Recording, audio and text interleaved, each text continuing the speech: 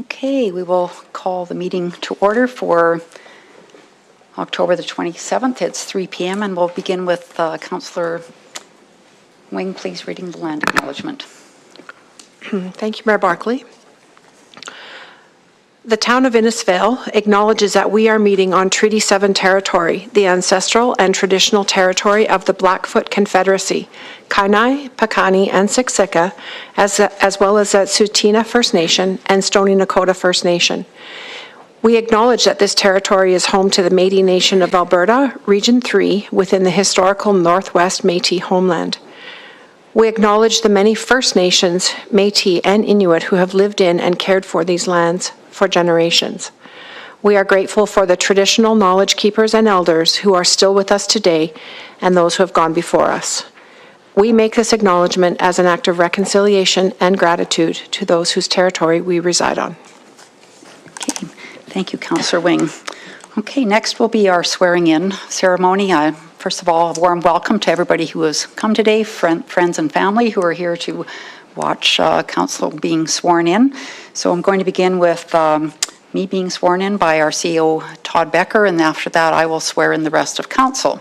So we will get started. We're going to do it up at the desk here, and there'll also be an opportunity after everyone is sworn in. We'll come up here, and if families, friends want to take a picture, you're more than welcome to do that. So we shall get started.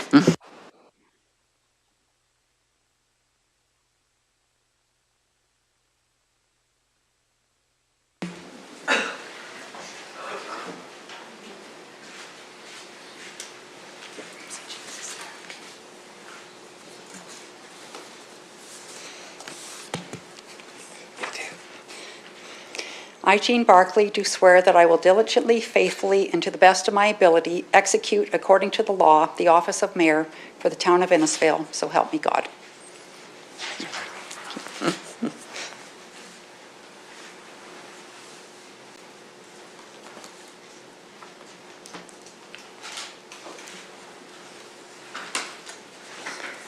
Okay, and I will call Councillor Janice Wing up, please.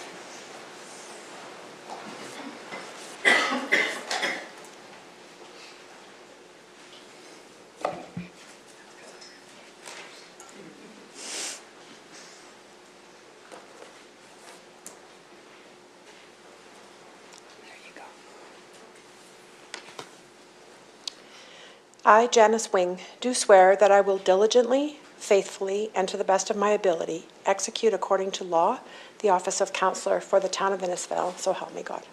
Thank you. Thank you. Janice, do you want to just sign?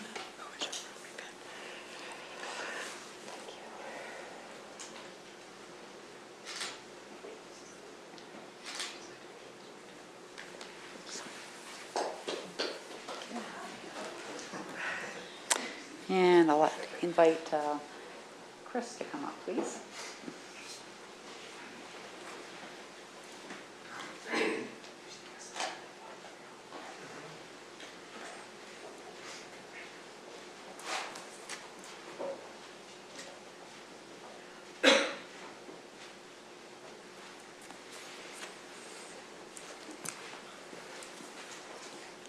I, Chris Strong, do swear that I will diligently, faithfully, and to the best of my ability execute, according to the law, the office of Councillor for the town of Innisfail, so help me God.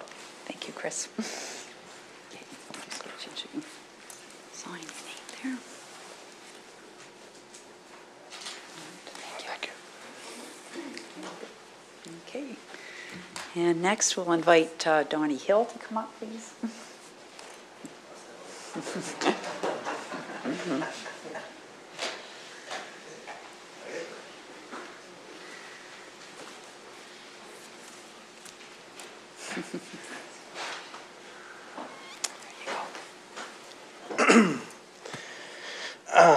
I, Donnie Hill, do swear that I will diligently, faithfully, and to the best of my ability execute according to law the office of Councillor for the town of Innisfail, so help me God.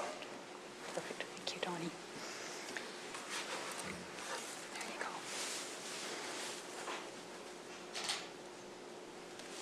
Awesome. Thank you. Okay. Next we'll have Lyle McKellar come up, please.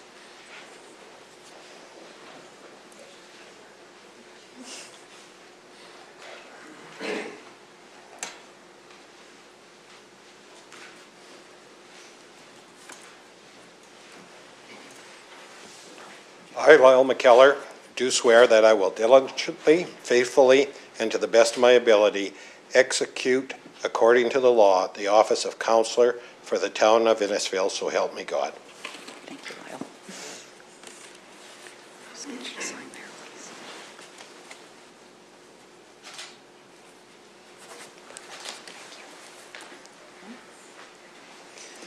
All right, and next, Sean Russell, please.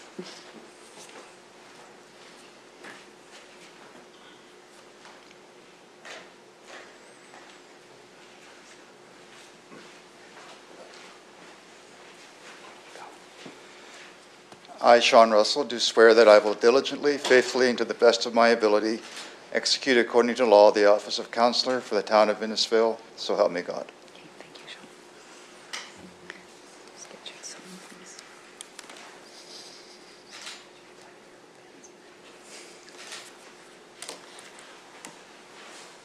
And next, we'll have Jason Heistad, please.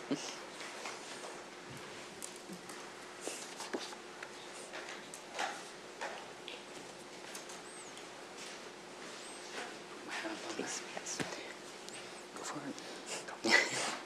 I, Jason Heistad, do swear that I will diligently, faithfully, and to the best of my ability execute according to law the office of Councillor for the town of Innisfil, so help me God. Perfect. Thank you, Jason. Thank you. Good job. Thank you. All right. Perfect. Thank you. All right.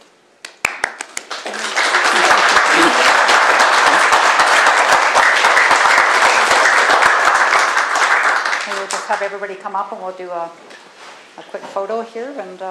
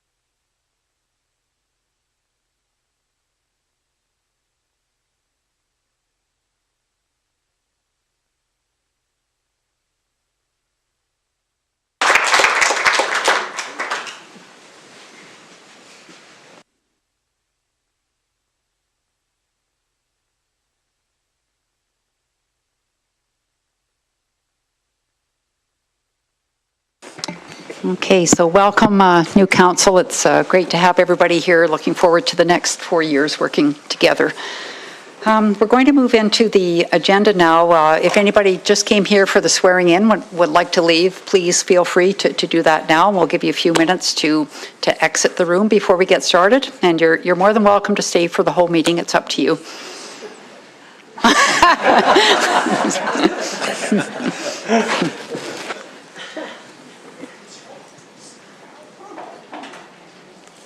Okay, everybody else is going to stay. Perfect. All right, so we will move into 3.1. Are there any additions or deletions to the agenda? No? Could I please have someone make a motion to adopt the agenda as presented? Councillor Heistad. Mayor Barkley, I'll make that motion. Okay, thank you. All in favor? All right, carried. And we'll move into the minutes, 4.1.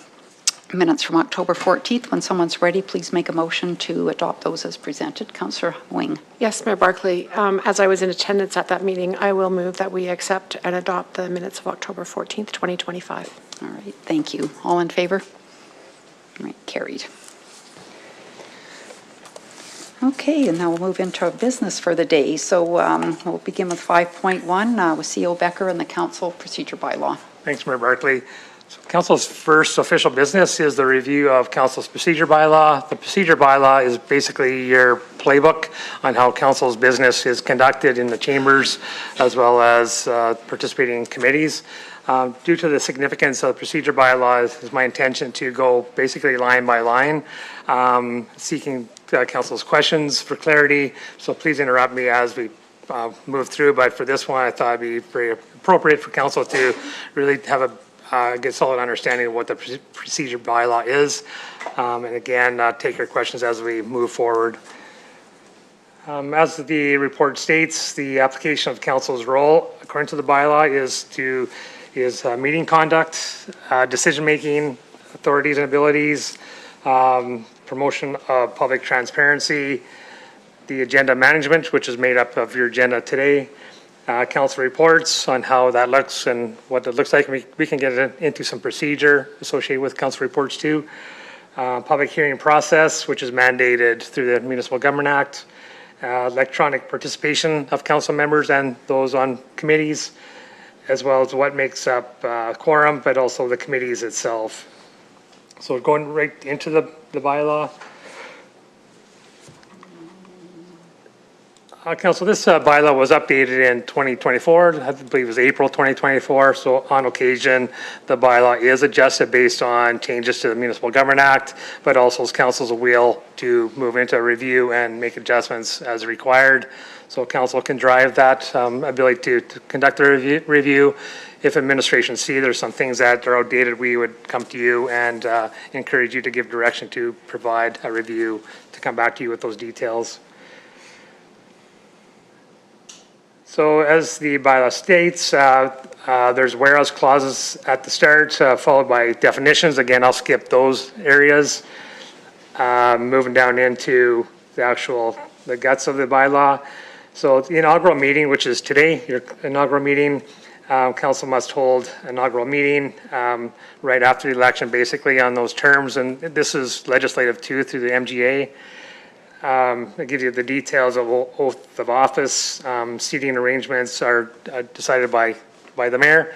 And knowing through the mayor's procedure, it's reviewed on occasion based on her desire and to do so. So yeah, it's mandated to the council reviews of council procedure bylaw, which is what we're doing today. So as per the bylaw, the regular meetings are scheduled for the second and fourth Mondays of each month at 3 p.m. It's within council's privy to make adjustments to your schedule to best fit. It's probably 2018 or so, council made adjustments from evening meetings to afternoon meetings. Organizational meetings, you are required to have an organizational meeting, which is your next Monday meeting. That's where you go into the full detail of the committees, the deputy mayor rotation, your appointment of the members at large, the public to your respective committees, and just gets you organized per each year on how you're going to conduct your business for the year. Several years ago, council added additional meetings per month. It's called Agenda and Priorities Committee meetings, which we refer to as A&P meetings. Those meetings go into more detail, more procedure, more policy review, strat planning, etc. As you can see, it's 3 o'clock on the first and third Mondays of each month. The quorum of council is majority of council with the council of 7, that equals 4. In case for some reason there's 6 council members, it scales down to 3, etc. But in this case, 7 council members, 4 is your quorum. No business can be conducted outside of that quorum. You need to have quorum to be able to make decisions and even meet. There's some procedures in there if you don't have quorum. And what does that look like? I'll not recite those clauses. As you can see in clause 11, the meeting that we're having today is this agenda item. Again, this list, and you can adjust this on your will. Council has the ability to decide what the framework is of your meetings. This is council's current structure. For some reason, you may want to adjust the agenda. You can do so through council acknowledgement or a motion to adjust. Say you wish to go closed session first before a certain report. You have the ability to adjust your agenda based on council's decision to do so. Clause 13, the CAO will prepare the agenda for each regular meeting. All documents and delegation notices must be submitted to the CAO by 1 p.m. on the Wednesday before the meeting. If something's coming of council that you're slightly later than that, please just make contact with the executive assistant or myself just to see where we're at with the agenda preparation, and there is some flexibility, but certainly target Wednesday at 1 to have your information or your agenda items into the CAO. So the CAO will distribute through the EA, executive assistant, the agenda to council and to the public not later than 4 p.m. on the Friday. Our target is usually in the Thursday area, but as you know, Friday at 4 is the latest when we have your agendas out to you and to the rest of our circulation. The minutes are your official records. Those are safe forever. That is not part of our record management system. Those are public record. They're on file forever. So the minutes are to be reviewed each following meeting for your review for accuracy, and then formal approval. Then it goes into the vault for safekeeping. Delegations and requests to address council. Person or representative of any group who wishes to bring any matter to the attention of council or have a matter considered by council must submit a written request to the CAO no later than noon on the Wednesday preceding the regular meeting. So we do have that form online. We do get inquiries from citizens or folks to come in as delegations. We get them the form. I vet that application, potentially meet with that individual or party wishing to come before council, get as much detail prior to approval or not approval, depends on the situation. Approval of formal delegation requests will take into consideration the relevance to council's jurisdiction, items scheduled to be on the meeting agenda, whether the matter is time sensitive or urgent, or whether the topic has been recently addressed by council. Delegations are then managed or supported to help them make a proper and accurate delegation before council, and permitted 10 minutes to present to the chair and to council.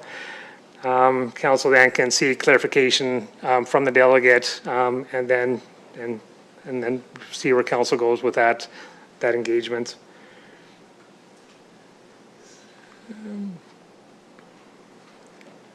The public may attend, we need a 21, section 21. The public may attend all public council meetings as observers and may not address the meeting unless they have previously been placed on the agenda. So this is a little bit different than maybe other meetings that have been associated with. The formality of engaging council is outlined in the procedure bylaw. It's not an open conversation. There's some formalities on what that engagement looks like. 22, council deals with closed session business. The public will be required to leave the council chambers. Closed session, we call it in camera. So that's when council goes in private, according to legislation, to deal with certain matters of sensitivity. The legislation is clear on what items you can address in camera. We'll talk about that a little bit further down. Going into proceedings at meetings. So a simple majority vote of those members present is sufficient to pass any resolution or bylaw. So 4 in this case is a pass motion. A 4-3 is a pass motion. If there's only 6 of you here, if we have an absent, 3-3 is a defeat. A motion is deemed to be defeated if the vote is tied, as I stated. Council is required to vote unless you declare pecuniary or conflict of interest. And there's some stipulations around conflict of interest, but if there's something of sensitivity that I don't want to vote on this item, sorry, you do, through law, you have to vote, even though it could be sensitive. And if you don't, as we get into more training of council, and if you're not quite clear on conflict of interest, I may be in conflict of interest. I'm here to help advise. In worst case, we get legal to give us a proper advisement. Most cases, we can do it administratively, but it's up to council to declare conflict of interest. Only you can declare, but council or the CAO can assist you with understanding what that looks like. Again, through trial and error, you'll understand what that looks like. If you do declare conflict of interest, the standard procedure for the last number of years is council to remove themselves from the chambers for that deliberation to occur while you're in conflict, and that'd be noted in the minutes. Yeah, if you are, going into the motions. So this is a little bit different. There's no seconders, council, as per Robert's rules. The motions are made prior to any debate or vote occurring. I've witnessed council here in Innisfil, sometimes they'll go into a dialogue based on council's desire to have a little bit of deliberation or conversation prior to the vote. That's usually done through just having that conversation first, led through the mayor typically. But most cases, process would be to make a motion as per the recommended motion of administration, and then your debate. It really depends on the situation and the topic. But you guys decide how that runs.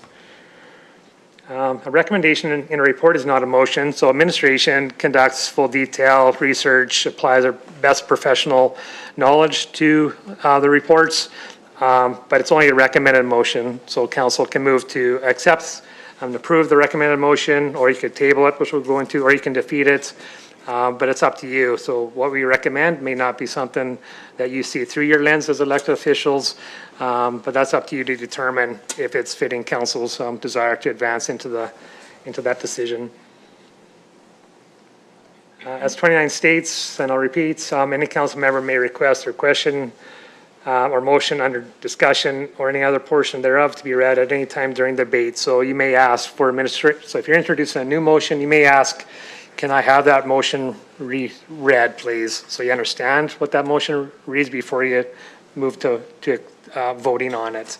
So you can ask that anytime you feel that you need that base understanding. Each council, led through the mayor's direction, each council member will be given an opportunity to speak to the motion before it's put to a vote, unless a motion is passed to limit or end debate. All motions are debatable and amendable. Not more than one main motion. An amendment to the amendment may be on the floor at any same time. It can get really confusing. And my understanding of witnessing Innisfil councils, let's make it as easy as possible, because there's a lot of steps and ladders you can take formal, but again, we'll figure out how council wishes to advance into those layers as you get into real situations. Yeah, I'll skip 33. Amendments are often suggested through a friendly amendment. Again, we'll determine what level of procedure you wish to advance into that space as we get into the real debate and conversation.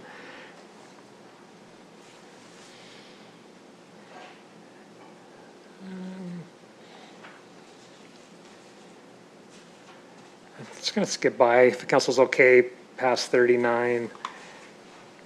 So into 40, section 40, how do you address the mayor and council? So from this day forward, council business, we refer to council members as councillor. We refer to the mayor, I refer to the mayor. We can do it differently, but often Mayor Barkley, Councillor McKellar, etc. So when we're doing business, we call you formally through that process. How you advance to the mayor, she can give you that guidance, but my understanding is more chair or mayor, but you guys can have that conversation how you wish to address the mayor, and the mayor might have some thoughts on that too. As for this bylaw, no person shall be permitted to speak on this until such person is recognized by the chair, being the mayor. When two or more council members wish to speak to a matter, the chair will determine in order which the members shall be heard. So she'll call upon you by your name, Councillor Russell, Councillor Heistad, and then that'd be your cue to respond to the question and conversation.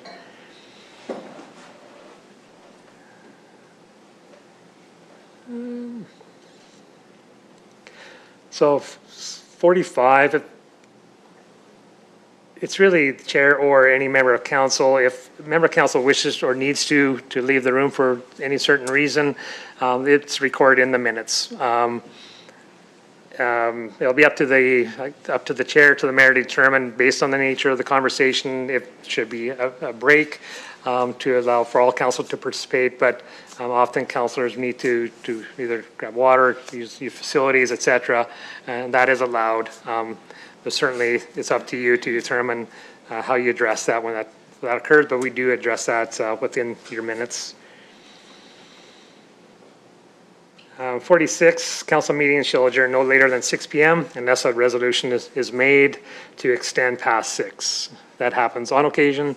Again, it's just your agreement that we're going beyond that allotted time. So typically, council would move past 6 p.m. if required. So as we get into bylaws, so bylaw is law, where policy is more direction related. A little bit of wiggle room in policy, not a lot. Bylaw is set. There's no wiggle room in bylaw. If it does not state it in bylaw, it's not happening. So that's a formal direction. It's a law. Administration follows it to the T as per council, and that's our communication to the community as well, that the bylaw is basically its law. So saying that, and the significance of bylaws, each proposed bylaw, as you advance into the process, has 3 separate and distinct readings. So administration will lay it out for you that make a motion to accept first reading of bylaw, title, etc. You advance into, if you wish, advance into second reading of the bylaw. As this bylaw indicates, you need unanimous council vote to agree to go into third reading of the bylaw. So how that would look it'd be, I make a motion for first reading. Another councillor, I make a motion for second reading. I make a motion to consider third reading. And if you don't have unanimous council, you cannot advance into third. Just make sure you guys are understanding the significance of moving into the bylaw, just as another layer of awareness, I guess. So we help you with that. It'll be written in your reports.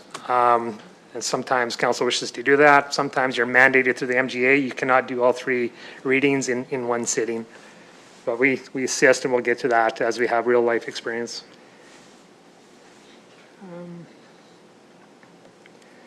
So as for 49, I'll just go to 49 for a second.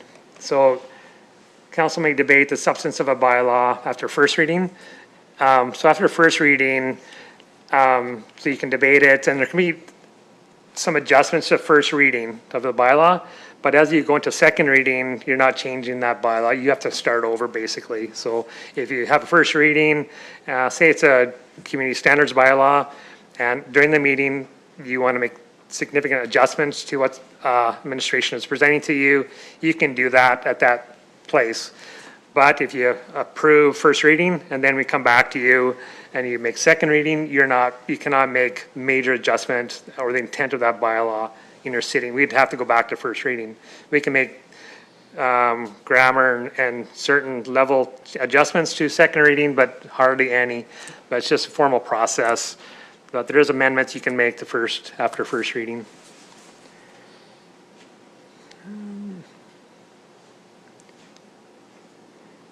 So 53, as your only employee, CAO has the ability to make just corrective errors in the bylaw, but I don't have the authority to make adjustments to the bylaw without going through the proper process.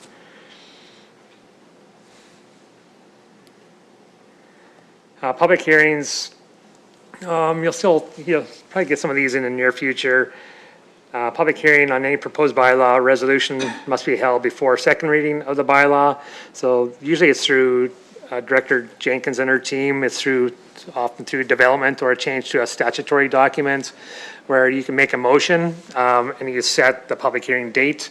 We are required to then so many weeks to the public to notify the public of what's occurring. And then we establish public hearing. Public hearing comes in. We give the public ability to speak for whatever the action is or against it. And then with that information, you can then advance into second and third reading. But the Municipal Government Act mandates that process. So not everything goes into public hearing. Public hearings are typically through statutory document adjustments. So the first reading, going to the public, and then back to consideration for second and third reading at a later time.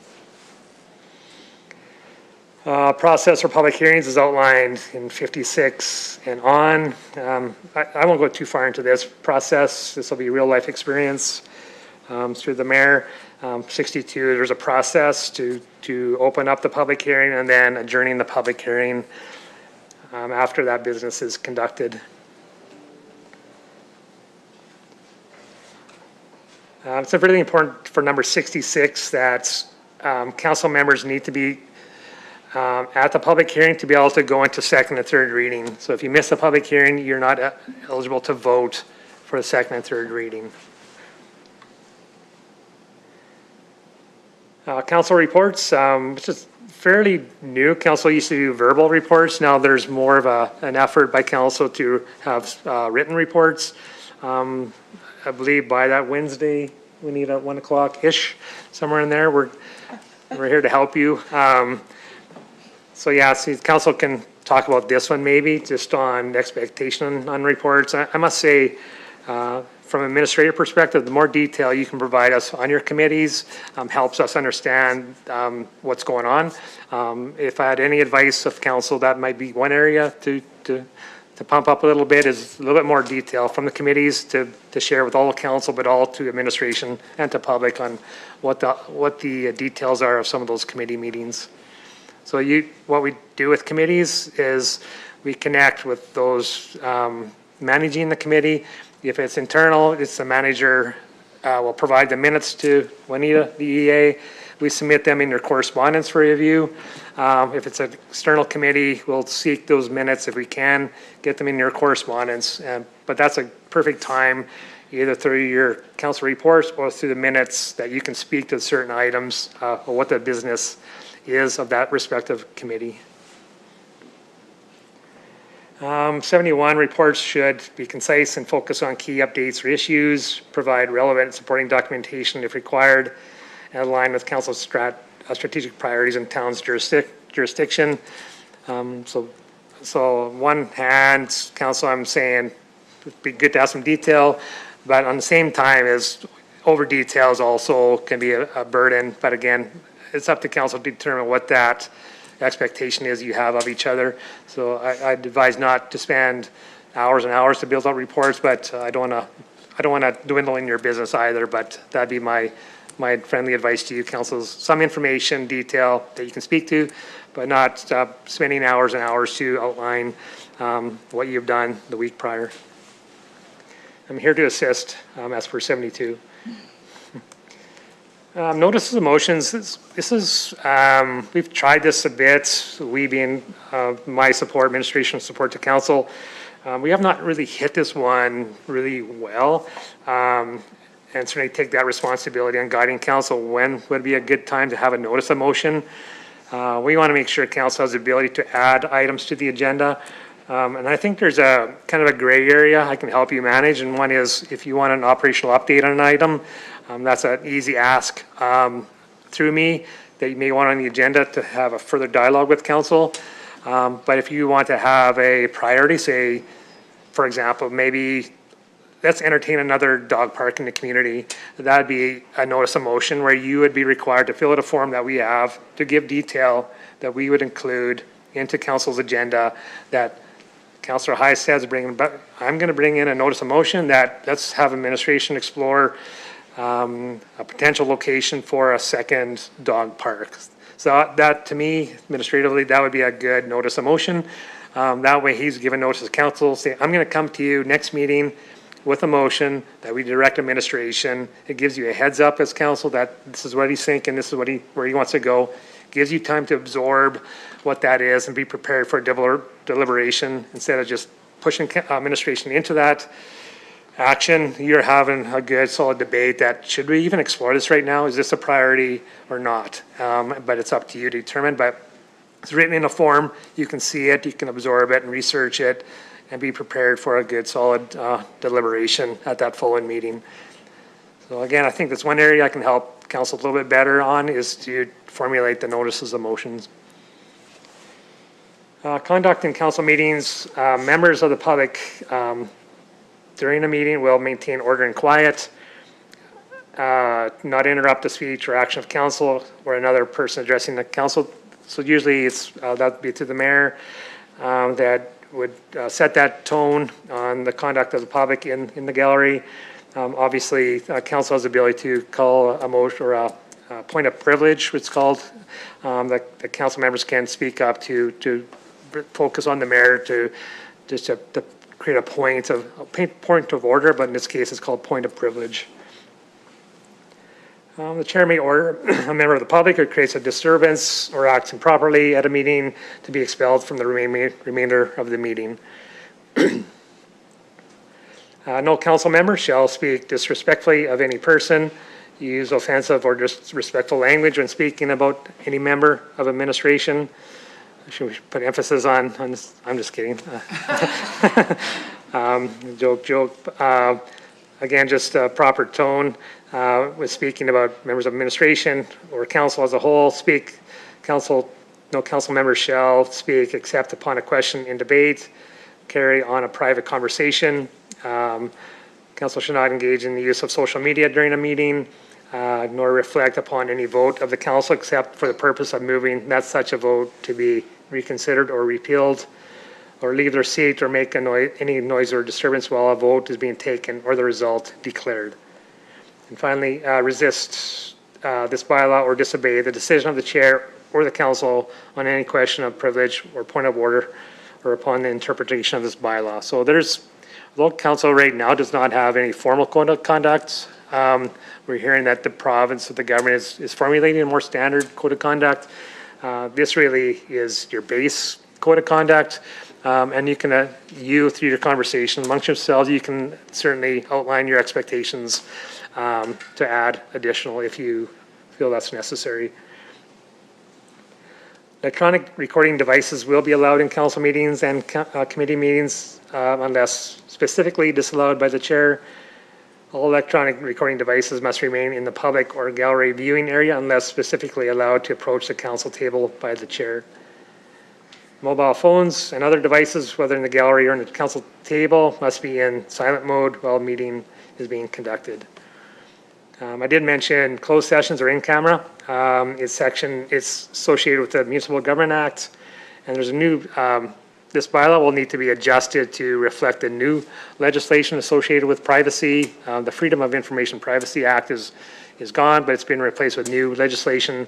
So we'll come back to council with adjustments to this bylaw for your consideration with a proper reference to that privacy legislation. So council does not have the ability to make decisions in camera. Council can only provide direction formally in public through resolution. The only motion you can make in camera is to go out of in camera. Council, over the last 4 to 6 years, has the ability now to participate through electronic means, as stated in number 88, unless otherwise authorized under this bylaw, all council and committee meetings shall be conducted in person at the designated meeting location, which is in the chambers. A council or committee members may participate in regular special committee meetings via electronic means, provided that council member is unable to attend in person due to such reasons as illness, travel, or emergencies.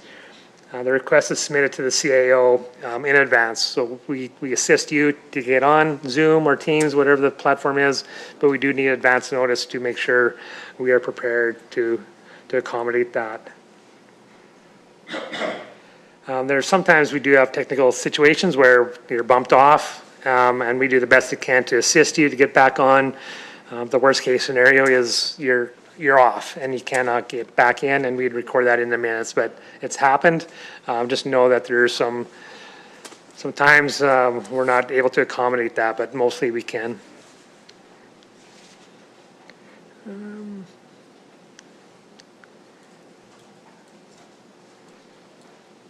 One thing I would ask council for consideration, especially going in camera, is knowing that it's sensitive conversation in camera and just where you're situated. You may want to excuse yourself based on where, if you're in the airport or something, to the council's business is in camera, and there's a reason for that. To be exposed to other individuals would be against the intent of in camera.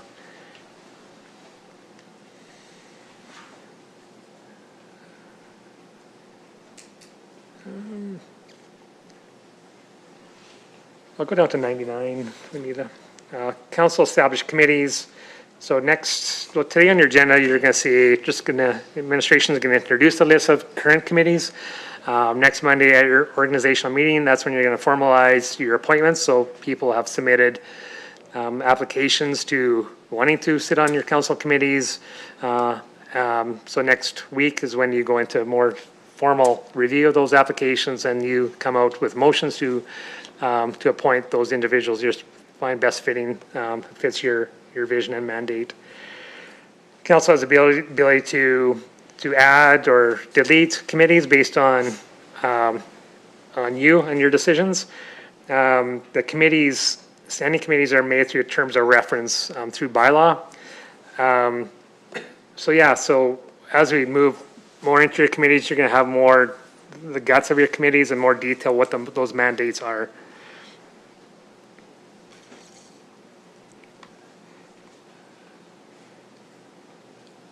One item, 99D. I just wanted to highlight 99D because I want to revisit 99D because I don't believe the wording matches what council's deliberation represented in April of 2024. And I'll just give you an example so you can read 99D. So the mayor is ex officio, which means the mayor has the ability to go to the different council committees. But how this one reads, so the mayor is an ex officio member of all committees established by council and may participate fully in discussions, deliberations, and voting. The mayor's presence will count towards quorum. So I don't believe that matches what council deliberated in April, and I believe this is what I heard. My apologies to previous council, but also to current council. But I believe that clause should state, the mayor is an ex officio member of all committees established by council, and in the absence of an appointed regular member or alternate member, is deemed the member for meeting with discussions, deliberations, and voting privileges. So the first one means any committee of council the mayor can attend and has full deliberation, discussion, voting privileges, whereas the one I just read is intended that in the case there's absence of council committees or councilors to your respective committees, the mayor can attend in the absence of councillor or the alternate appointed councillor, the mayor can attend then and have those privileges of voting and discussion, deliberation. So I think I'll circle back with council at another time just to talk about this one item and just make sure it's clear and have proper direction what your bylaw should read. So I'm just giving you a heads up. This is going to come back to you, but currently the bylaw reads 99D as per the signed bylaw as I'm presenting to you today. Is that clear, council? So bear with me on that, and my apologies for not catching that earlier. CAO is, I'm here to support, as well as administration on your respective committees. They're there to help guide. We do not have any voting privileges. We can help support you and kind of go into a direction that meets council's desire and vision, but we don't have any voting privileges. 99G, members who are absent from 3 consecutive regular meetings of the committee, of your respective committee, automatically ceases to be a member of that committee as of the date of the 3rd meeting, unless such an absence is authorized by resolution of the committee. So just again, emphasis on communications and using your alternates if you cannot attend, or if you do not attend your meetings, then you're subject to being removed from that committee. Council committees, basically we go through an orientation process. It follows this procedure bylaw. And we help the members at large understand these processes as too. We just try to make it as easy for them also.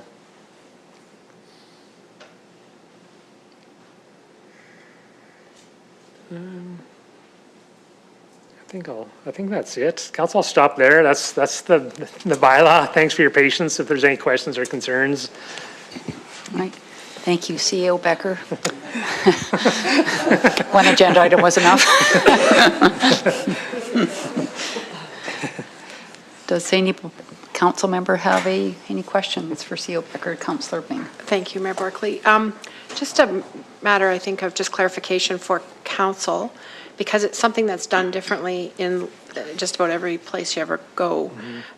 We don't record voting records unless we are requesting to have our vote recorded. So the minutes will say motion is carried or motion is defeated, but it doesn't say who voted how. If we want it to state that we have voted in favor or against, we need to, before the motion is made, we have to indicate to the mayor that we would like to have our vote recorded, and that's Municipal Government Act. So the committee or the councils around the province where everyone's, where it's all in the minutes, they've made that decision, but our decision is to follow the MGA, and we only record if we've asked to, and that's before the motion hits the floor.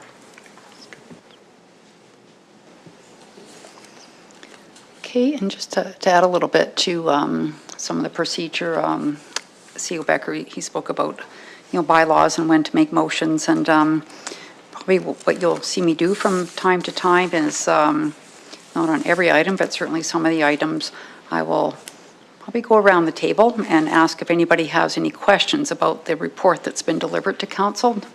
Not to talk about the motion itself, but if there's any questions about the actual report.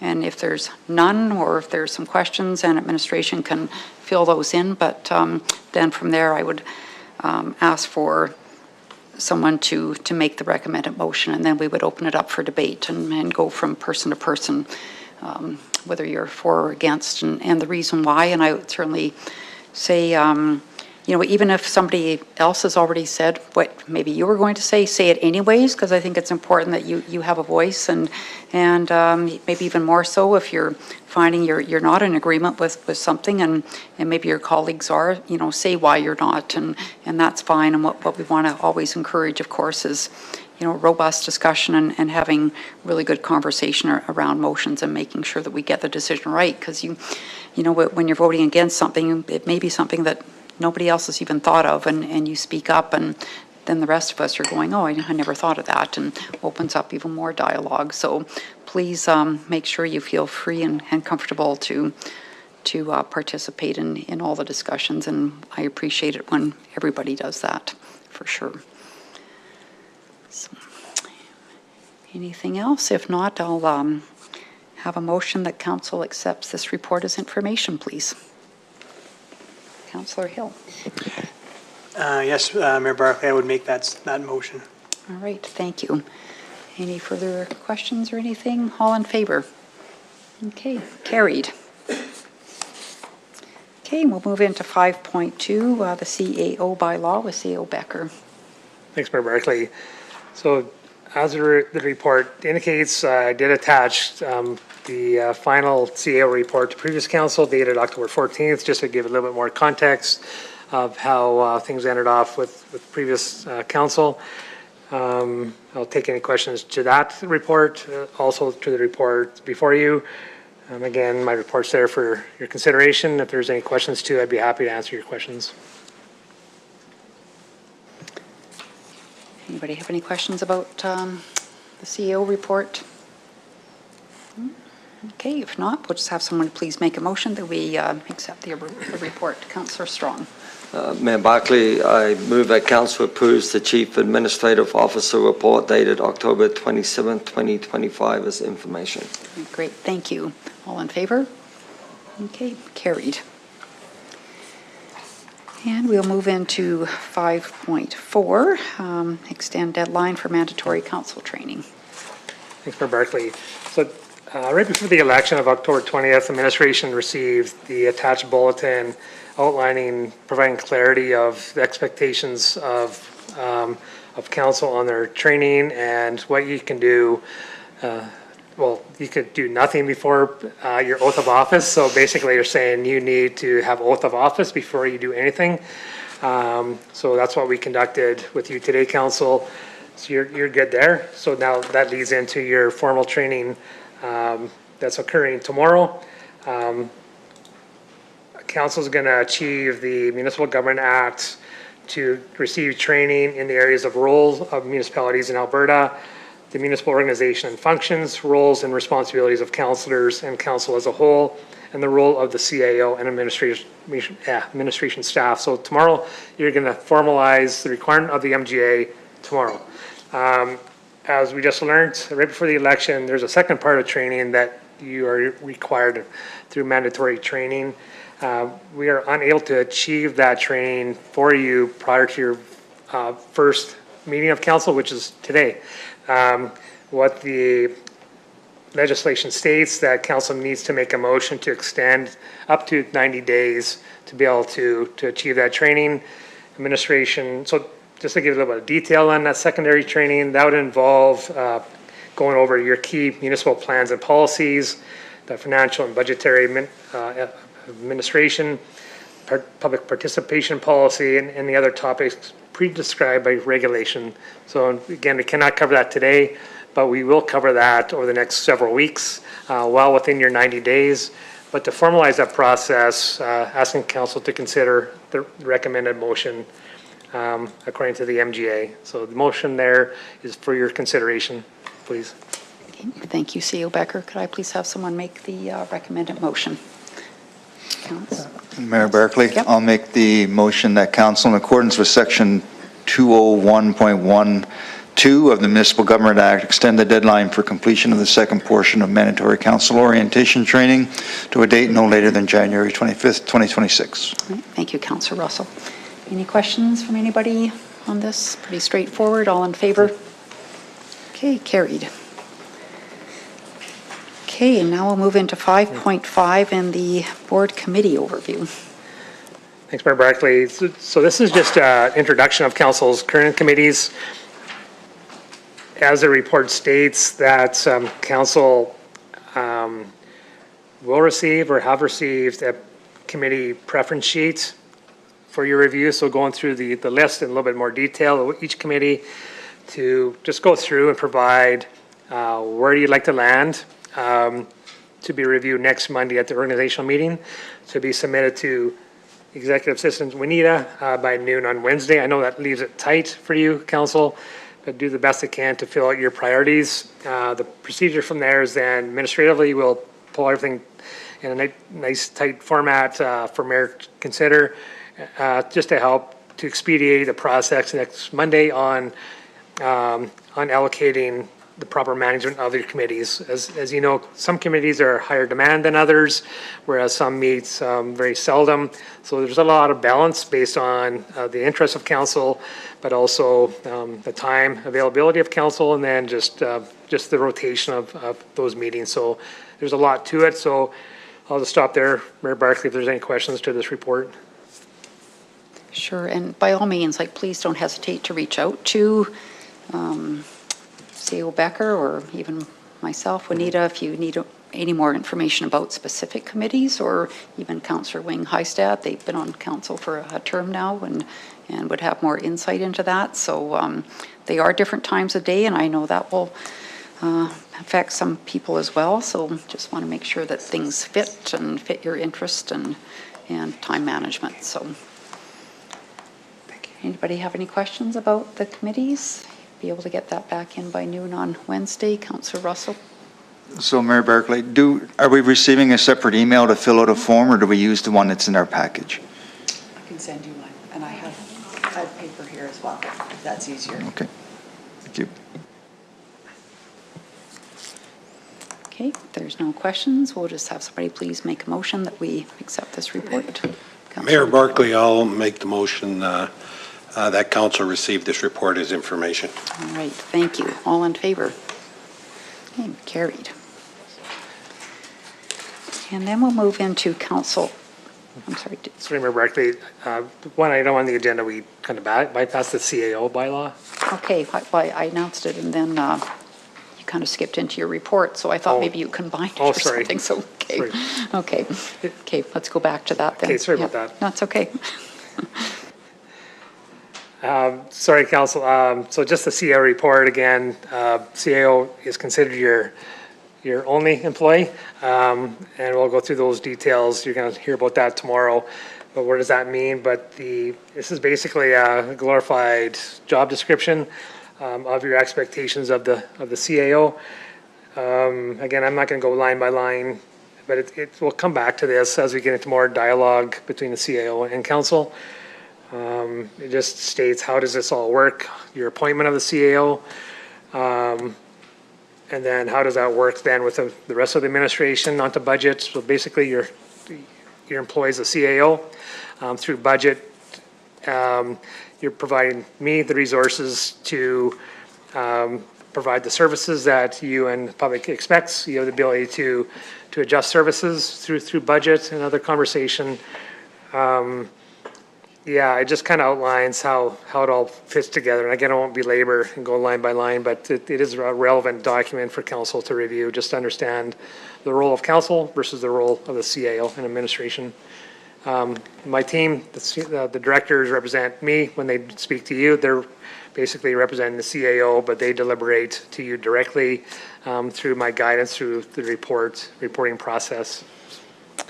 CEO Becker, do you just want to cover briefly, kind of a procedure for council? I know we talked about a little bit in orientation, but now that everybody's here together, just if, if someone has an inquiry from a member of the community, what should they do with that? And how does that procedure work and go through your team? Definitely, Mayor Barkley. So right now, I'd say if you have any question, just on to me.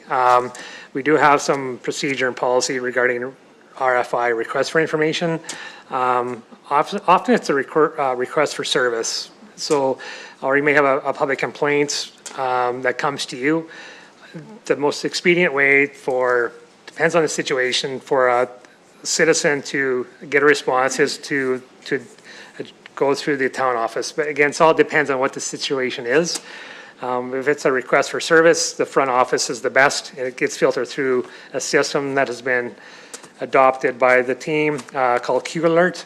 So Q Alert's going to come front and center to you in the near future through the update of our website, that people can submit requests for service through the Q Alert system.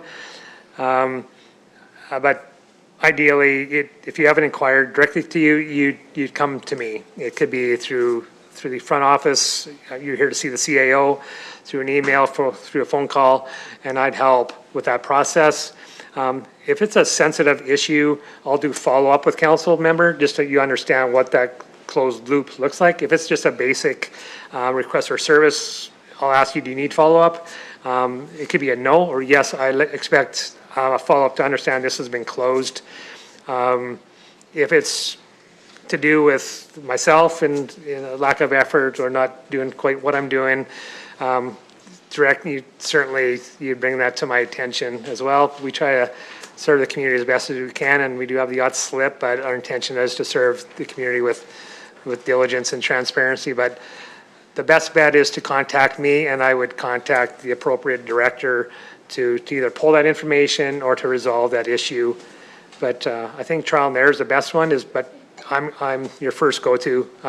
After hours is a good one. We do have an on-call system, and we've tightened that up where if you see something requires service, I could still provide you some support if required, but there's an on-call number on our website that you can direct your call or the citizen's call to that number, and it's a follow-through to the person that's on call. We have somebody on call all the time. Yeah. Mayor Berkeley, is there anything more I could add into that? No, I don't think so. Just, like you said, you're the point person. Nobody goes direct to staff with anything, and it's through you always. So just make sure that that's understood. Are there any further on the CO, Becker, or you're good with bylaw for now? Okay. I'll just have someone make a motion then, please, that we accept this as information. Councillor Heistad? Your worship, I'll make a motion to accept this as information. All right. Thank you. All in favor? Okay. Carried. Now we'll move into council action control. I could speak to this, Mayor Barkley, just a little bit of context. So you can see on this action control, so this creates accountability. It also helps communication back to you, council, on the status of certain items. So So as you heard through the procedure bylaw, council gives direction through budget, one item, but largely through resolution. So to be clear, to give clear direction, a resolution is required. It's then placed in this action control, and you can ask for updates. We create a target date when we'd like to get this back to council. Sometimes we have to adjust based on other priorities and pressures, but it creates an open dialogue between administration and council on status of certain items. So most often, again, it's managed of the gray it'd be a question, CAO, do you require a resolution? And most often I'd say yes. If it's just a general actionable item, for example, how are we getting to Black Falls tomorrow? I don't require resolution. It'll be a coordination conversation, but my direction support to council would be, yes, I require a resolution, and it'd be placed on this document for tracking. We can go through each one, council, if you like, Mayor Barkley. Maybe you could pick out a few examples Sure, and okay. just about the process and. Sure, okay. I know Councillor Bates is here, so how about we talk about franchise fees analysis? So not to point on Councillor Bates, but so council over almost every year during budget process. So council is very limited on your revenue sources. One is property tax, one is franchise fees through ATCO and Fortis. So we have the ability to generate some revenue through those companies for accessing the right-of-ways in our community. So there's always a debate whether is this another form of taxation or is this another a good means of collecting revenue. So council has a debate on what does franchise fees mean, and council has the ability to raise franchise fees at certain points of the year or maintain or lower. But we've come accustomed to use franchise fees to help as part of your revenue stream to build out your capital infrastructure demands, but also provide services. What the debate council has is what level should we, sorry, for clarity, franchise fees are applied to all properties in the community. So right now, schools, churches, and other provincially or government-related properties do not pay property tax, perhaps, whereas they would pay franchise fees. So the debate goes, should we apply franchise fees to get all properties in the community, or is it a taxation? And so that's the debate. And Councillor Bates, is that about right? I'm just kidding, Mayor Barkley. But it's a really, it's a neat conversation council will have. What do we do with these franchise fees? Council, not Councillor Bates, council made a motion to direct administration to come back with an analysis of the franchise fees and present the findings expected in November. So you're going to see a report through the Director of Corporate Services. Here's, council agreed on a scope of review, and here's the results of that review. And does that meet your expectations? And does it create value in your deliberation for budget and revenue source applied to your budget? So that's a really complex one. Whereas a review of community services council committees, administration came in and said, how about we recommend to review community services council committee review. Council then decided, no, let's look at more all the committees. So that's going to be a budgetary conversation of council as administration is presenting the report to you, that we recommend you do a review of all your committees, following your strat planning exercise to make sure your committees line up to your vision. So that one's kind of stalled based on what I just mentioned and the budgetary process. I think that gives some context, council. Yeah, for sure. No, thank you. And of course, anything I read is something that has been completed. And, yeah, correct. Yeah. So we'll just have a motion, please, to accept the council action control as information. Councillor McKellar. I'll move to make the motion on the council action control document. All right, thank you. All in favor? Okay, carried, thank you. And we'll move into correspondence. So we'll just want to bring to your attention the Central Alberta Economic Partnership. So for our new council members that aren't familiar with this, referred to as CAPE, and it's a consortium of about 25 municipalities along with business associates that form a joint economic development group for Central Alberta. The region goes from Clearwater County out to Neil Hill County, down to Didsbury Sundre area, and all points in between, so it's a very large area.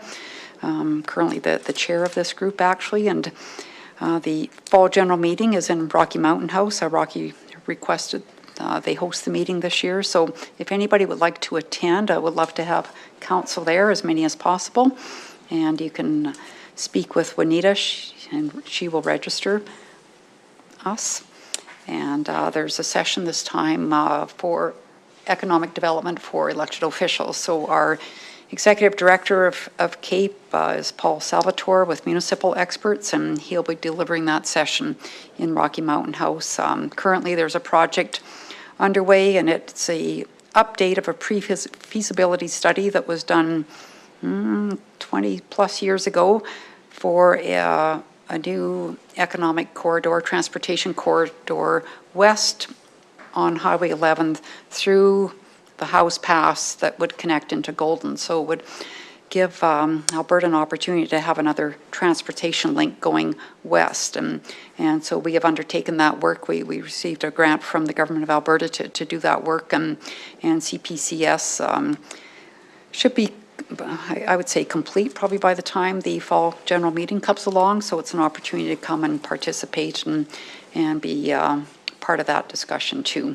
The other thing that CAPE has done this last year is community profile work. So consultant by the name of McSweeney has done several community profiles for Central Alberta members, and some of those are completed already, some are still in the works, but and then in September, we hosted a SiteLink conference in Red Deer, and there were 7 international SiteLink selectors, or site selectors, I should say, that came up from the United States. And these are companies that come into an area and they're looking for opportunities for their clients to move, expand, invest, etc. So it was over a 3-day period, 2.5-day period, and was very well received. So lots of stuff going on with CAPE. So like I said, if you're capable of going, that would be excellent.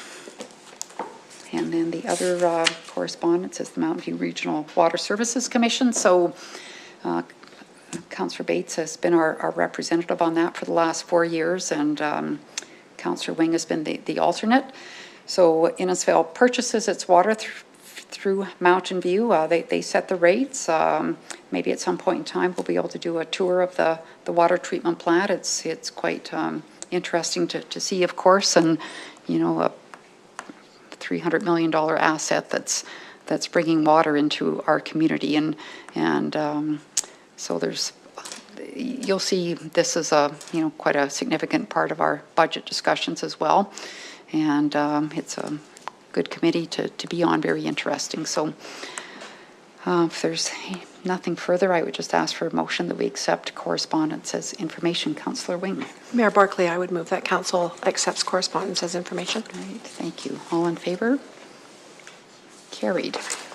Okay, and then we're going to get into section 7, and that's council reports. So we'll just go around the table. If you have anything you'd like to say, please feel free to do so. We'll begin with Councillor Heistad today. Thanks, Mayor Barkley. Nothing big to report, just welcoming my fellow councillors, the new councillors, to being on this team. So I appreciate it, and thanks for the largest gallery we've had in a couple months. Thank you. Okay, thank you. And Councillor Russell. Oh, better look at my list here. Councillor Wing. Sorry, I was going to go down the line, but I thought I had time to write like crazy. I don't have a lot to report other than, of course, welcoming everybody here, and what a pleasure it is to be here with all of you. I did take the opportunity on Saturday to attend the Innisfail Cultural Festival at the LCC. It was an amazing event. It's such a great way to start with, to use that facility. It just shows the strength of the facility. But to have friends and neighbors there that are sharing their familial cultures and their foods and their traditions was just really, truly inspiring and very enjoyable. So that's all I have for you today. Okay, thank you. Councillor Strong. Thank you, Member Barkley. Nothing at the moment. I would just like to reiterate what Councillor Heistad said about the crowd here. I've been here for a while, and I'd like to make a little shout out to my 2 grandkids that have stayed through the whole meeting here. I'm sure they'd like to be anywhere but here, but they did. I thought we'd give them a little shout out. Thank you. That's great. Thank you. And Councillor Russell. Nothing really to report, but I did attend the Deep Sky event on Wednesday and went to the ribbon cutting of a new business in town, so that was great to participate in those. And again, great to see people here and interested in what's happening, and welcome everyone else that's at the table. Thank you very much. And Councillor McKellar. Again, it's great to be here, and to all the councillors and to our mayor. A pleasure to work with such a dynamic team. I haven't seen the council chambers from this side of the room before. I've often been on that side of the room, so it's a little bit intimidating. And I too had the opportunity last week at the invitation of our mayor to attend an event at Deep Sky, as well as attend a business opening here in town. All right. And Councillor Hill. Well, I just want to say thank you for making me feel welcome. My co-council and administration's been obviously welcoming us with open arms, so that's been nice. I don't have any reports, but definitely looking forward to getting some dates under my belt so I can have a report. So thank you. Perfect, yeah. And again, welcome to everybody. Great to have this team together, and many thanks to the friends and family that came to watch the swearing in and actually stayed through the whole meeting. That's awesome. Last week, a couple of things. I was at the Deep Sky event. So True North Carbon, they commissioned their Tamarack technology. So it is the largest direct air capture technology in Canadian history. And at that event, we were pleased to have Premier Daniel Smith and Ministers Devin Dreeshen and Rebecca Schultz there as well. And it was a great opportunity to network with them, as well as with the True North team and the Deep Sky team and Best Alberta, and all sorts of interesting people were there. So another good day in Innisfail. And then the Caldwell Banker grand opening on Main Street happened that day as well. And then I attended the Multicultural Festival on Saturday at the LLC. Definitely agree wholly with Councillor Wing. Congratulations to the Innisfail Welcoming and Inclusive Community Committee for all the work they did on that. Councillor Heistad was EMC in the afternoon, and it's just a wonderful celebration of who Innisfail is, and it's always a great day to spend there. So on that, we'll move into upcoming events.